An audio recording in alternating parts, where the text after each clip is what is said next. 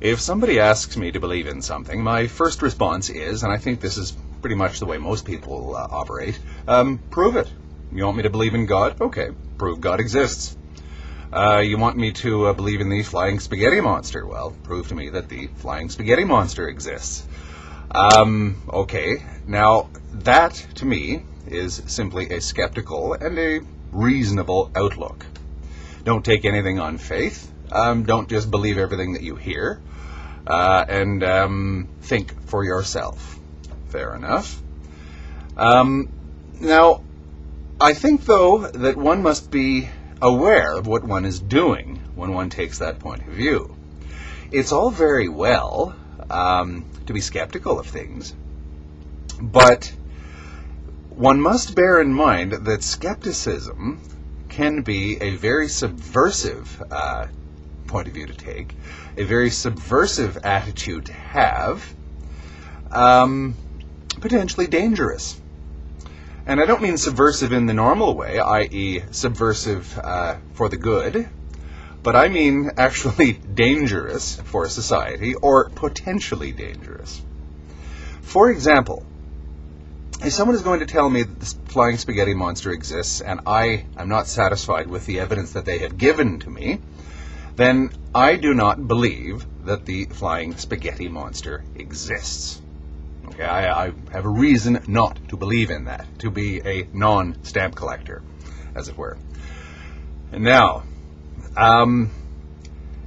if you take certain concepts within our society that are essentially the building blocks of our society, without which our society cannot function, or if it did, it wouldn't be the same society, they operate in pretty much the same way.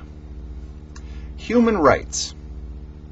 Show me how they exist in any way other than in the same way that God, quote unquote, exists. They don't. God is a matter of faith. Even says so in the Bible. Without faith, God is nothing, or something along those lines. Actually, I didn't even get that out of the Bible. I got that out of Hitchhiker's Guide to the Galaxy. But it's essentially God is here. God is a concept. Okay. Because, well, there's really no evidence, no actual proof other than things like faith, intuition, whatever. Okay. What about human rights? Show me how human rights exist. You can be all skeptical about things like God. Okay. Why not be just as skeptical about human rights?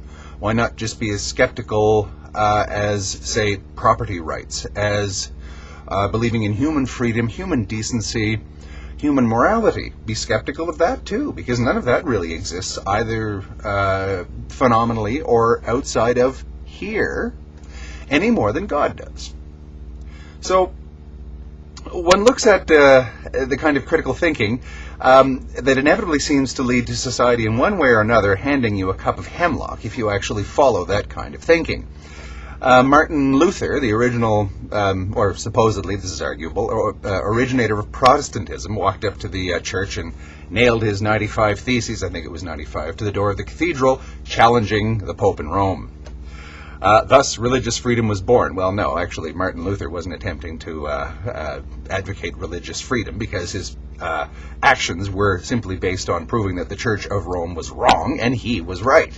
Because later on, a bunch of other people said, hey, I can do that too. I can challenge what Martin Luther has said. Well, Martin Luther's answer to that was to send in the thought police and the soldiers and crush the Anabaptists and all the various other small Protestant sects that erupted after he had broken with Rome. They broke with Rome and with him. So he didn't accept the logic of skepticism either, even though he was perfectly willing to be skeptical of the Roman Church.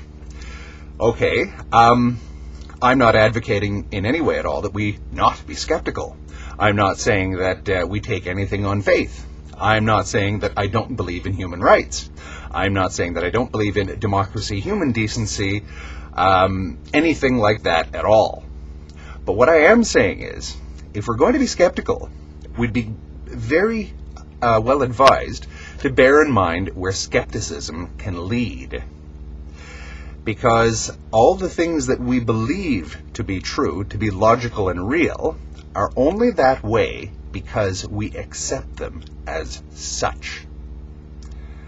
Thank you.